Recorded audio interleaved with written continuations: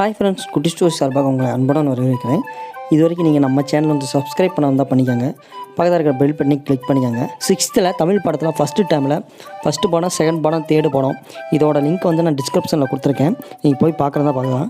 இன்றைக்கி நம்ம பார்க்க போகிறது 4வது படம். அதை பற்றி தான் நீங்கள் நம்ம டீட்டெயிலாக பார்க்க போகிறோம். வாங்க பார்க்கலாம்.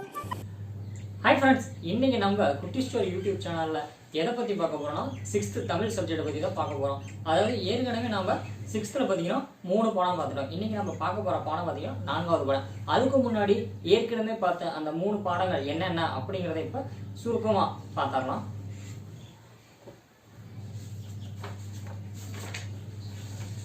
அதாவது ஃபர்ஸ்ட் படம் பார்த்தீங்கன்னா மொழியை பற்றி கொடுத்துருக்கு. அதாவது மொழியில் பார்த்தீங்கன்னா ஃபர்ஸ்ட் இன்பத்தமிழ்.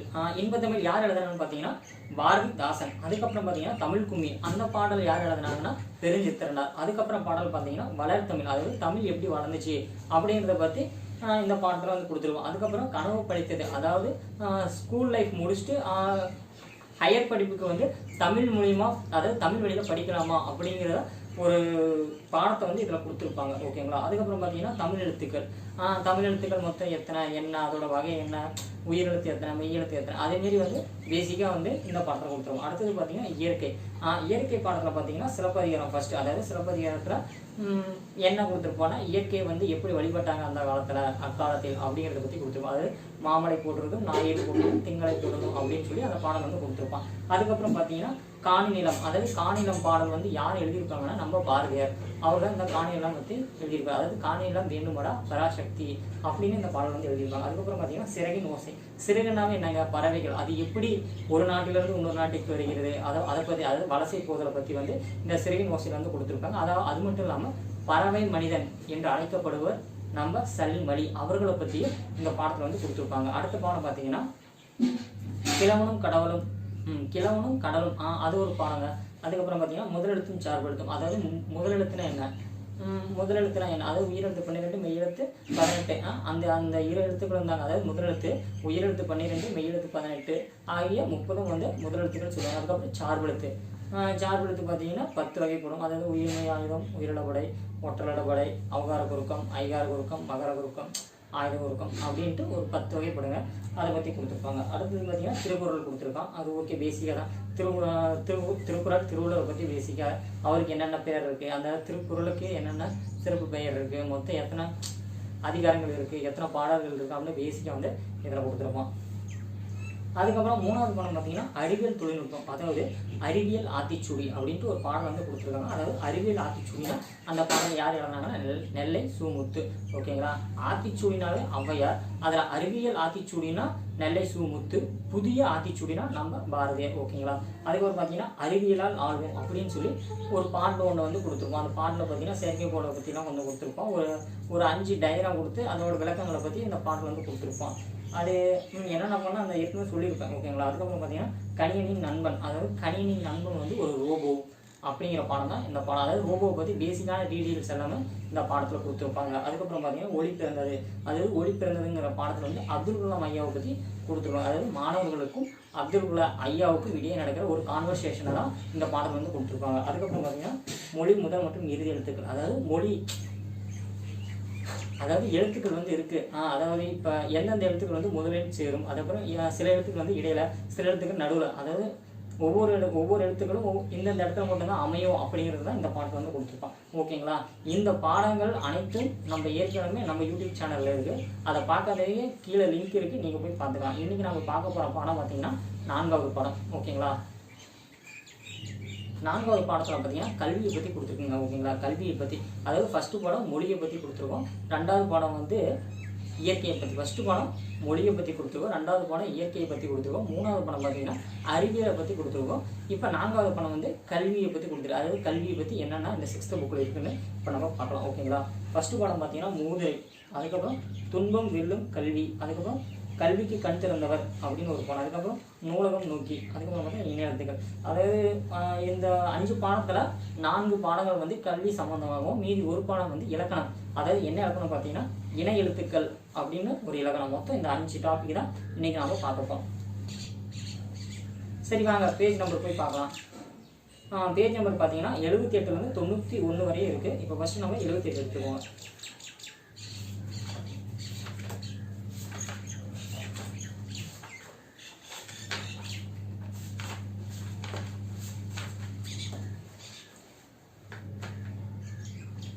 78ல் என்ன கொடுத்துருக்காங்கன்னா மூதுரை கொடுத்துருக்காங்க. இந்த மூதுரை வந்து யார் எழுதினாங்கன்னா நம்ம ஔவையாருங்க.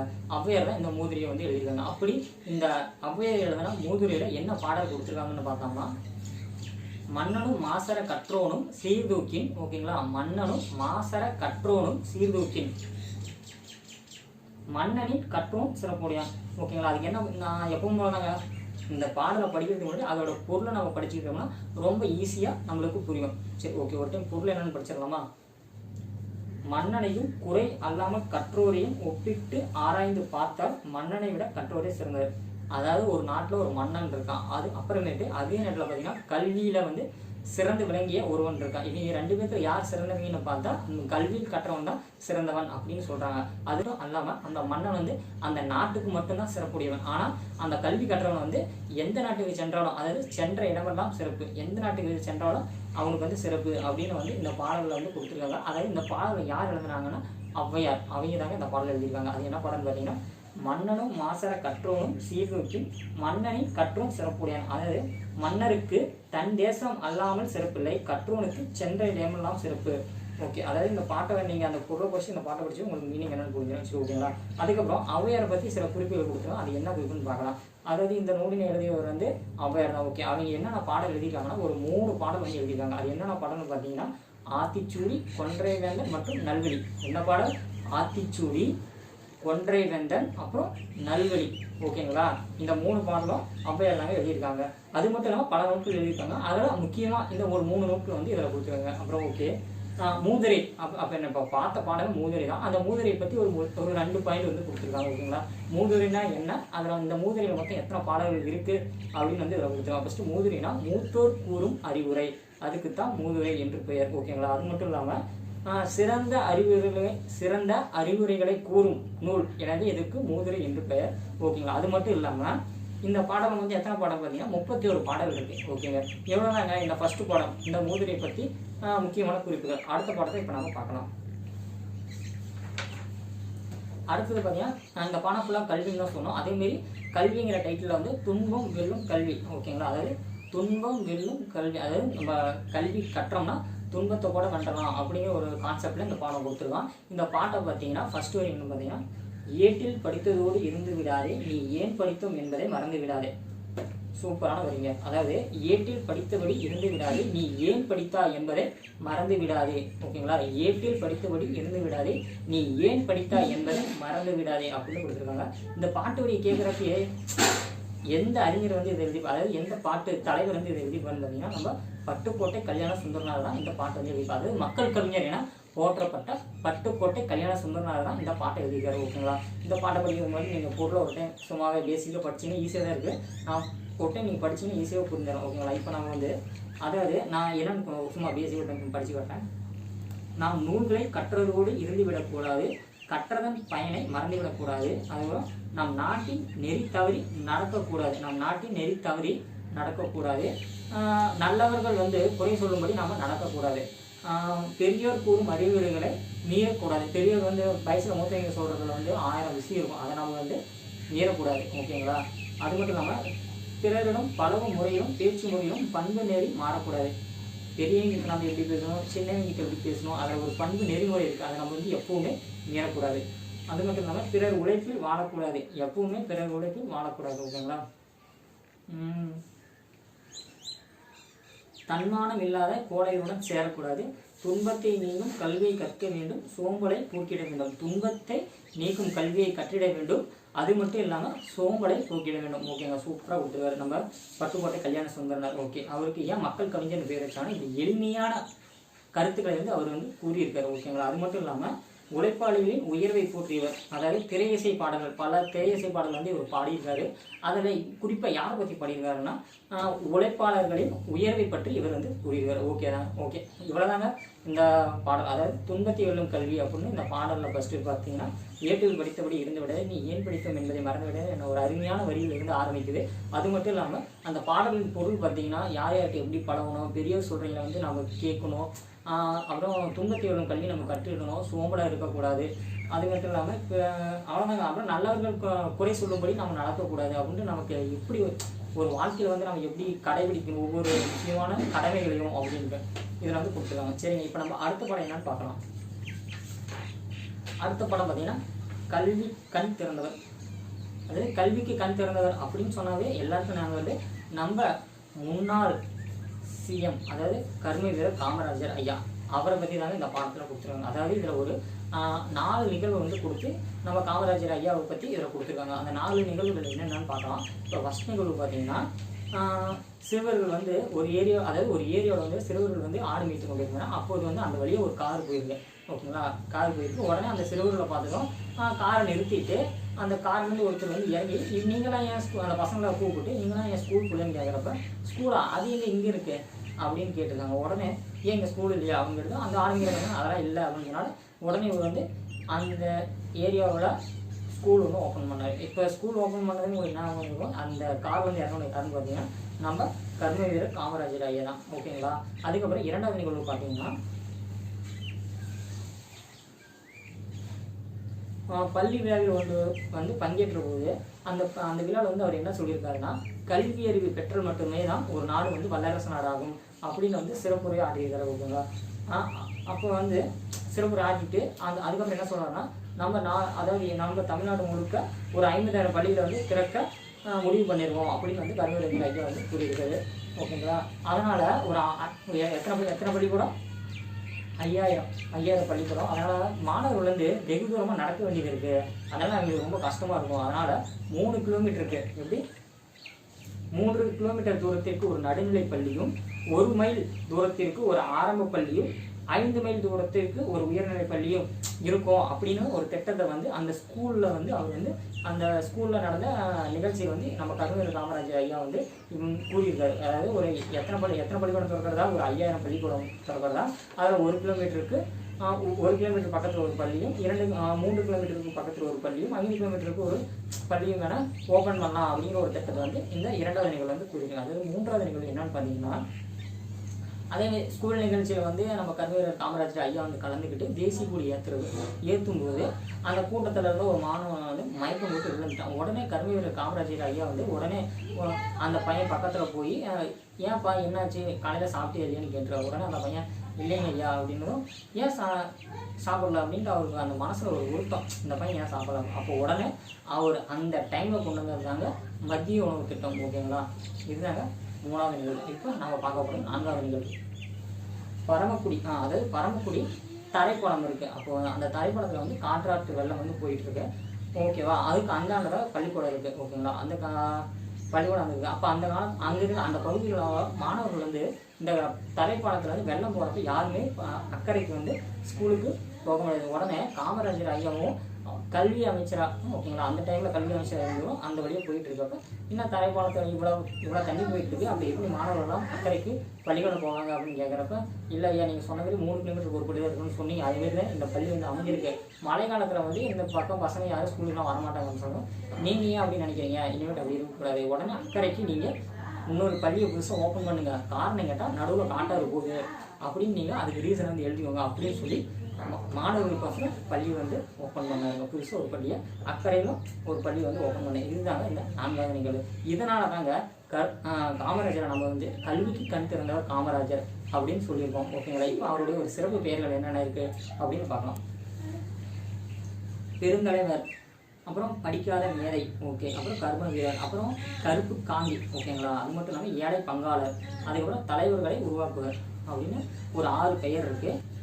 அதாவது கல்விக்கு கண் திறந்தவர் அப்படின்னு பட்டத்தை வந்து யார் வந்து வைத்தார்கள், அது மட்டும் இல்லாமல் அப்படி அழைத்தார் யாருன்னு பார்த்தீங்கன்னா நம்ம ஈரோட்டை சார்ந்த ஈவேரா ராமசாமி, அதாவது பெரியார், அவர் தாங்க நம்ம கர்மராஜரை கல்விக்கு கண் திறந்தவர் அப்படின்னு வந்து அழைச்சிருக்காங்க. ஓகேங்களா.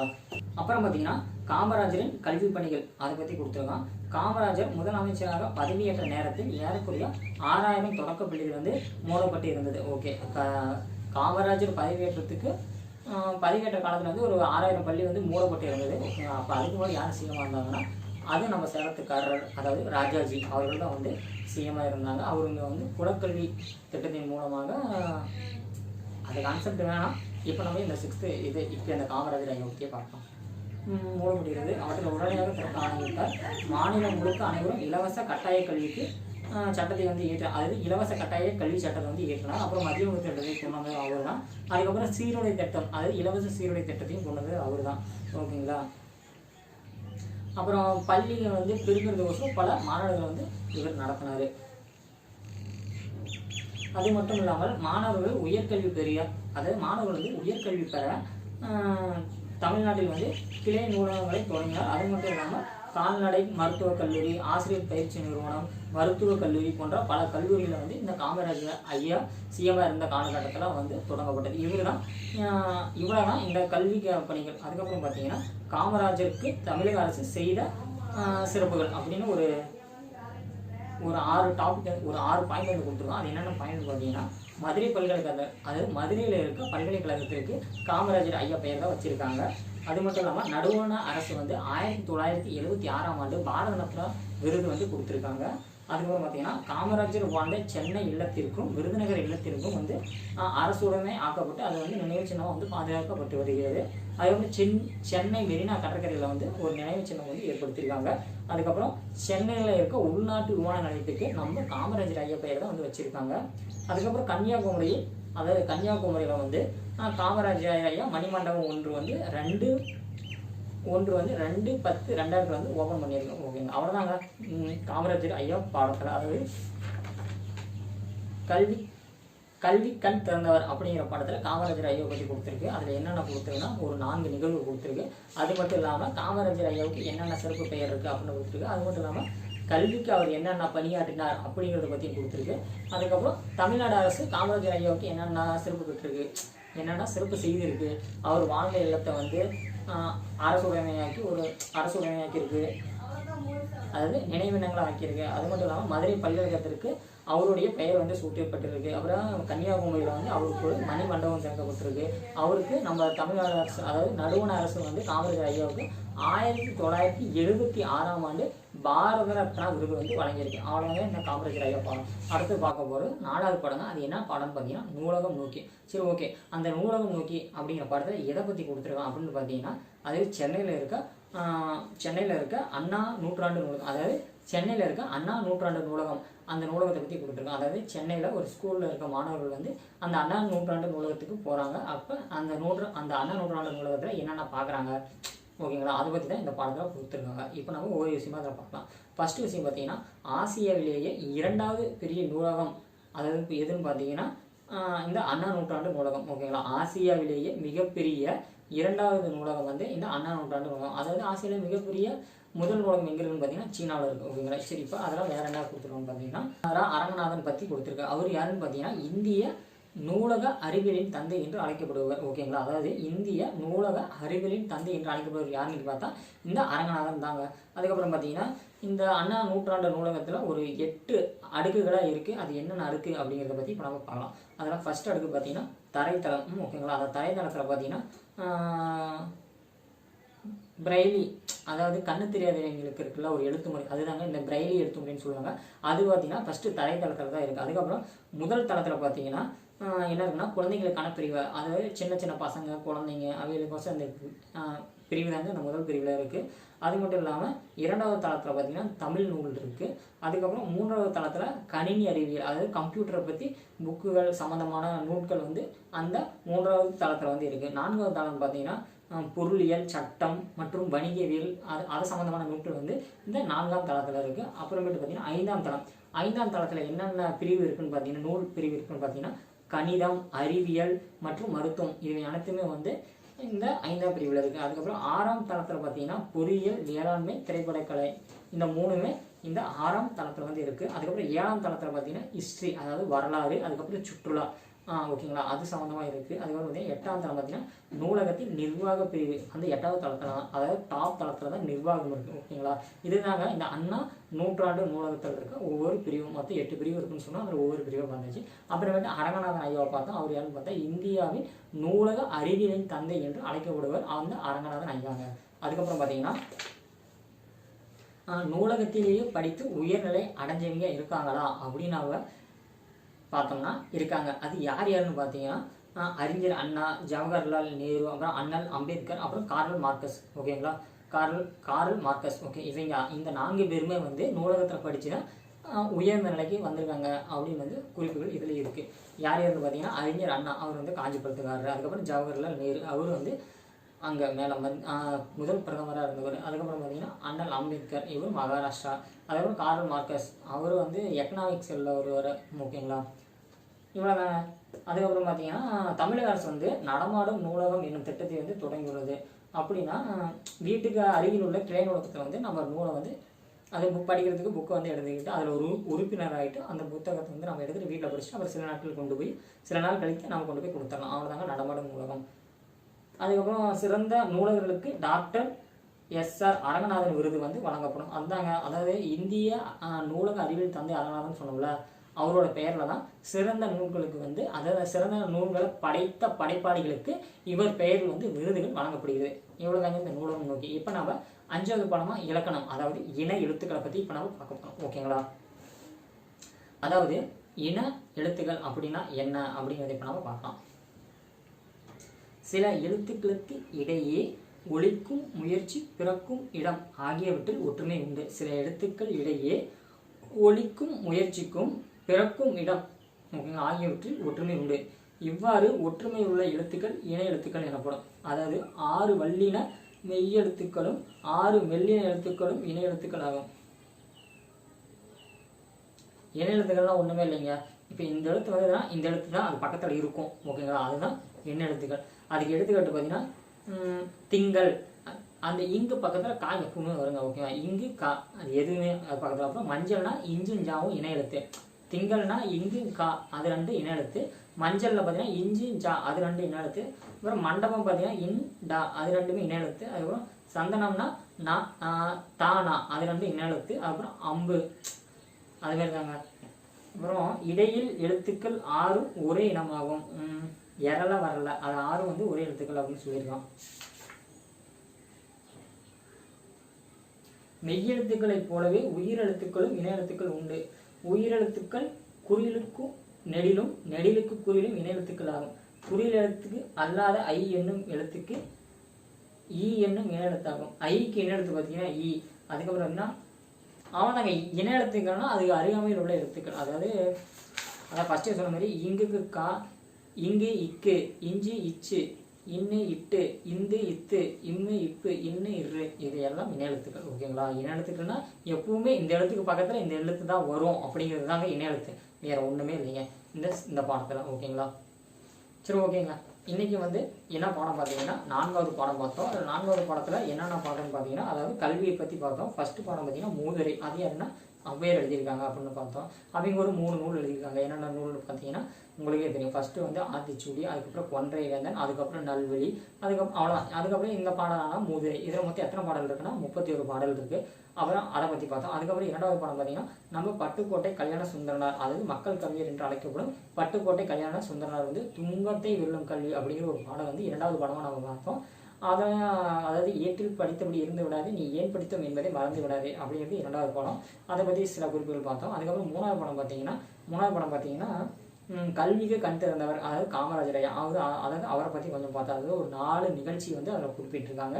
அதுக்கப்புறம் அவர் கல்விக்கு என்னென்ன பணியாற்றினார், அப்புறம் பெரியார் தான் அவருக்கு கல்விக்கு கண் திறந்தவர் அப்படிங்கிறத வந்து அந்த பாடத்தில் பார்த்தோம். அதுக்கப்புறம் பார்த்தீங்கன்னா நூலகம் நோக்கி, அதாவது சென்னையில் இருக்க அண்ணா நூற்றாண்டு நூலகத்தை பற்றி பார்த்தோம். அதில் மொத்தம் எத்தனை தளங்கள் இருக்குது, 8 தளங்கள். அதில் ஒவ்வொரு தளமும் என்னென்ன. அதுக்கப்புறம் நூலகத்தின் ஆசிரியர் பார்த்தீங்கன்னா அரங்கநாதன் ஐயா. ஓகேங்களா, அதேமாதிரி பறவை மனிதன்னா சலீம் அலி, அதுக்கப்புறம் நூலகத்தின் தந்தைனா இந்த அரங்கநாதன் ஐயா அப்படிங்கிறத பற்றி பார்த்தோம். அதேமாதிரி சிறந்த நூல்களை எழுதின நூல் ஆசிரியர்களுக்கு என்ன விருது வழங்குவாங்க அப்படின்னா இந்த ஐயா, அதாவது இந்த அரங்கநாதன் பெயரில் தான் இந்த விருதுகள் வழங்குவாங்க அப்படிங்கிறதையும் இப்போ நம்ம பார்த்தோம்.